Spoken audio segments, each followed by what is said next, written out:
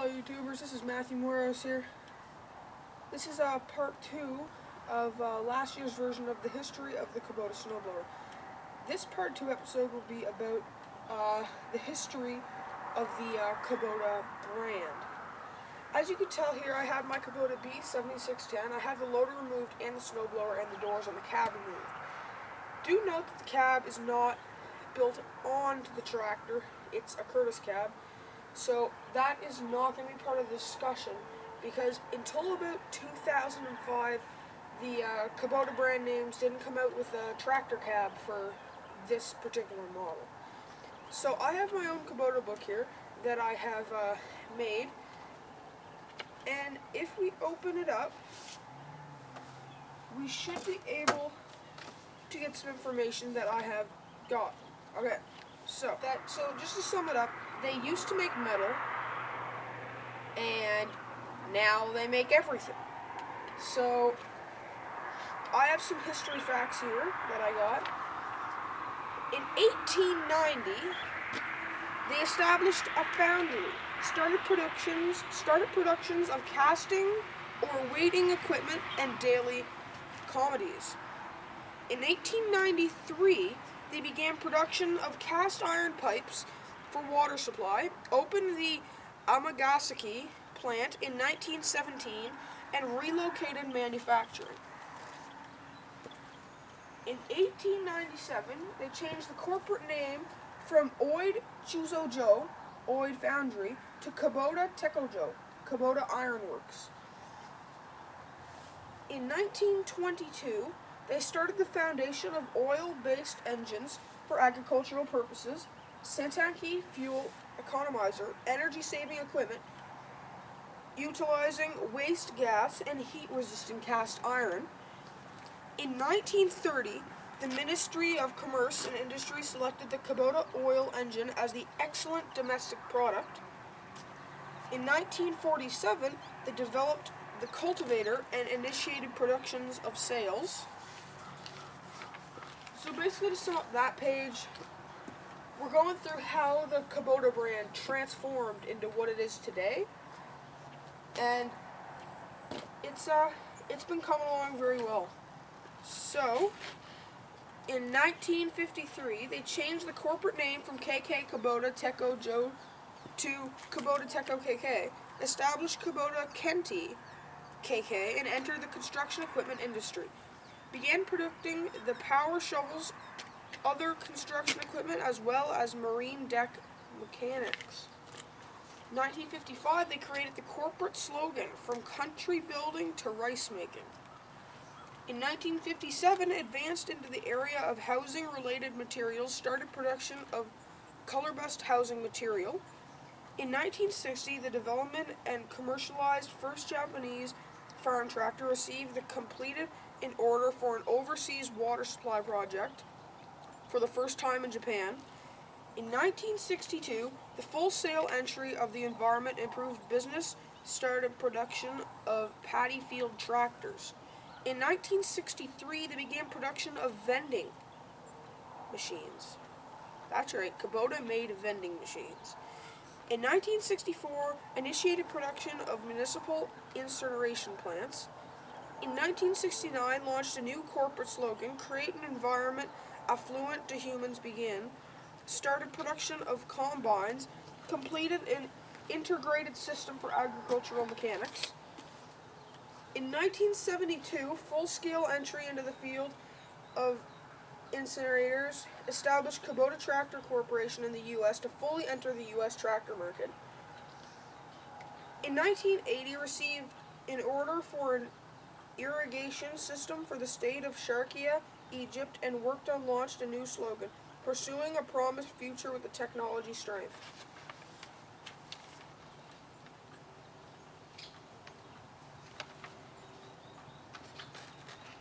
In 1984, they received a new Environment Award from the Environmental Agency for our night soil treatment system, Utable Nitro System. In 1986, they started production of electrical circuit boards, hard disks, and radio-controlled lawnmowers. In 1989, the participant in desert greening projects, the Sahel Greenbelt Plan and the Green Earth Plan. In 1990, collaborated with 100th Year in Business, alterated in corporate name to Kubota Corporation, introduced the new corporate symbol and visual identity system, co-represented a foundation of water spilling equipment, Aleph at the International Garden and Greenery Exposition. 1992, they launched a new slogan, "Let's make a habit more beautiful." Initiated to research the development and incineration plants with high efficiently waste-generated power facilities. International Environmental Planning Center was established at the facility engineering the University of Tokyo, supported by donation by the Kubota Corporation. In 1999, our underwater Dyson decompression unit won the Nikkei Outstanding Product Service Prize and Nikkei Symbol Prize of Excellence. In 2001, our domestic established required iOS 14.001 certificates. In 2011, Kubota Combine Harvester Pro 668Q for Chinese market won the Nikkei Business Daily Award for Seriety of 2010 Nikkei Superior Products and Service Awards. Sorry about that. Gotta flip the page.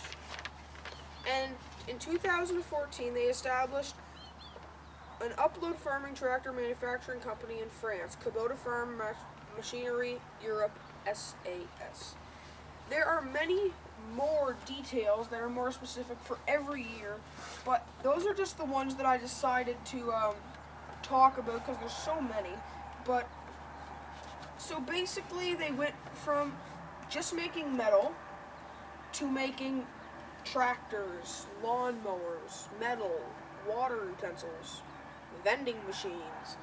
But it was a long time ago, made in Japan. They came to Canada and the US, as you probably heard. But so now I'm just going to kind of review the Kubota tractor. The Kubota tractor, for most people that are wondering, I guess, right here, people always wonder, how do you open the hood of a Kubota tractor? You push this sideways, and then grip the front, and it will lift up. So, that.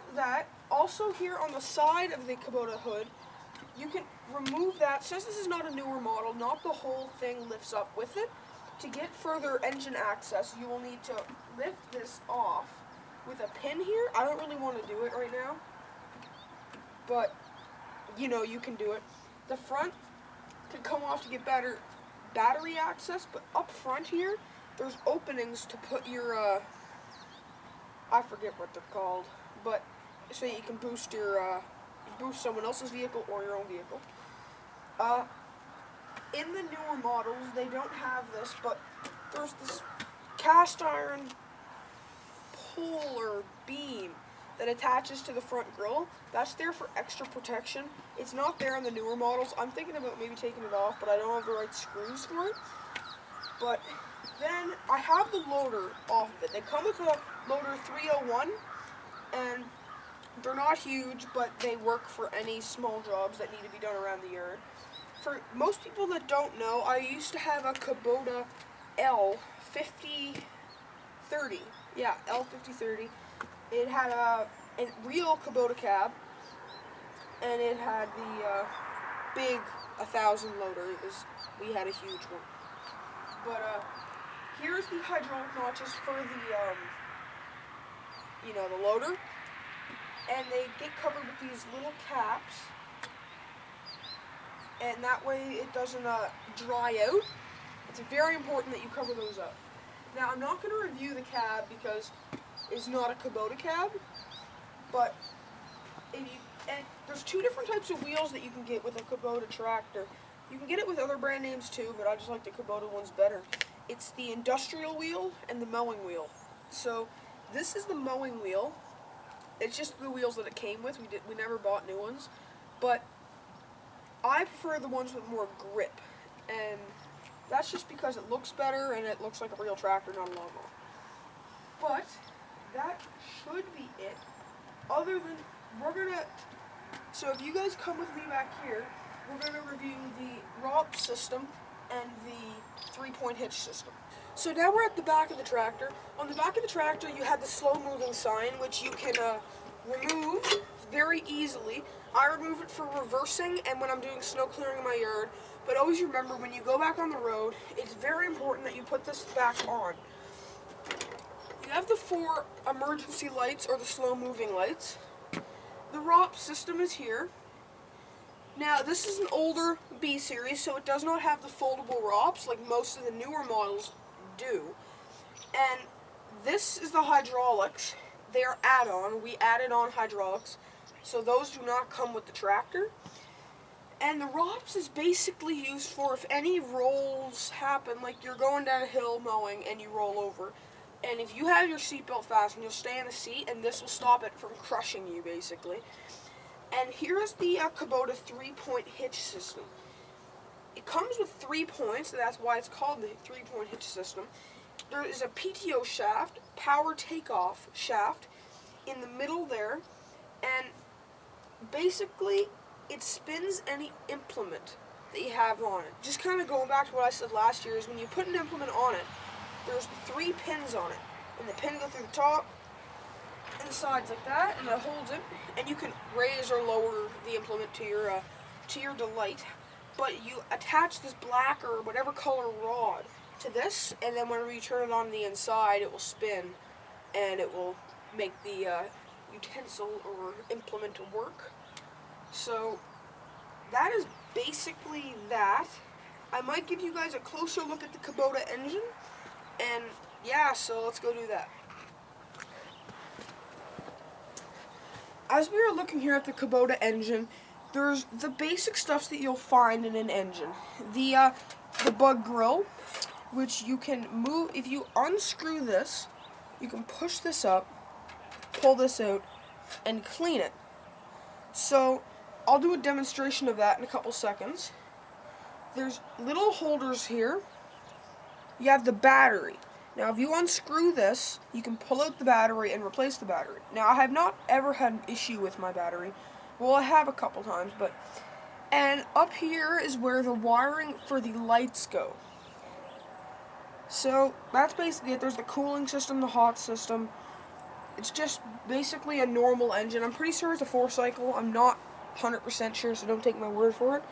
So I'm going to see if I can pull that out for you guys. So let's do that.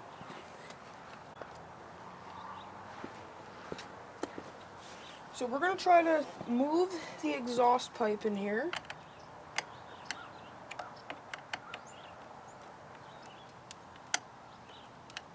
That one doesn't fit. Hopefully this one does. Yes, it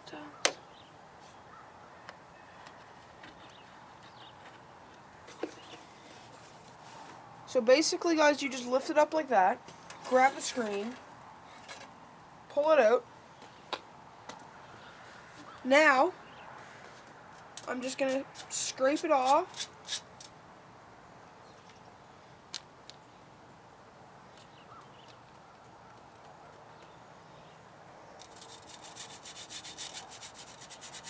It's kind of like a washer and dryer, guys. Whenever you do the dryer thing, and always before you do it, you pull out that thing that's covered in like wool. It's basically the exact same. It can cause damage. This is my first time actually doing it. So yeah, we're going to put this back in the tractor now. It just simply slides in these 2 grooves. You drop it down, clicks into place, and now you push this back down. And what this does, I'm pretty sure, is actually shoots the grass, that it gets caught into its engine, onto that. So then you just take the bolt, tighten it up,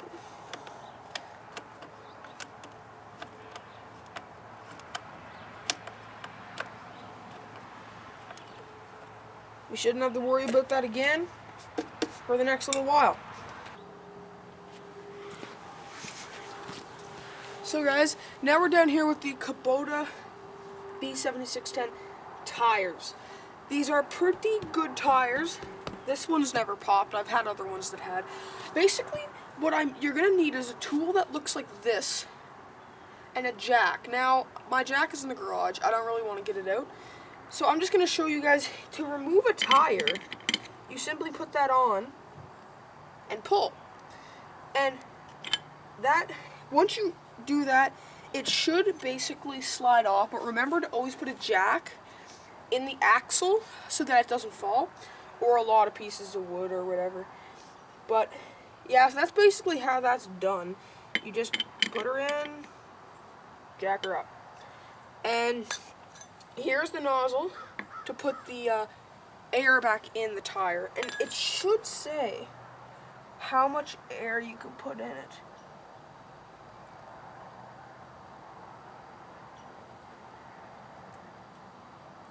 Four-play rotating tubing.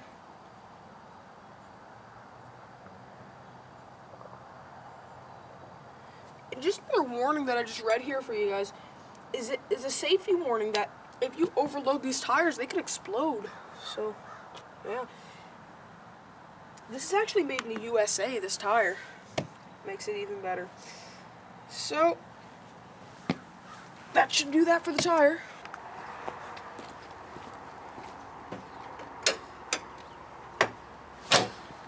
Thanks for watching, guys. Have a good one.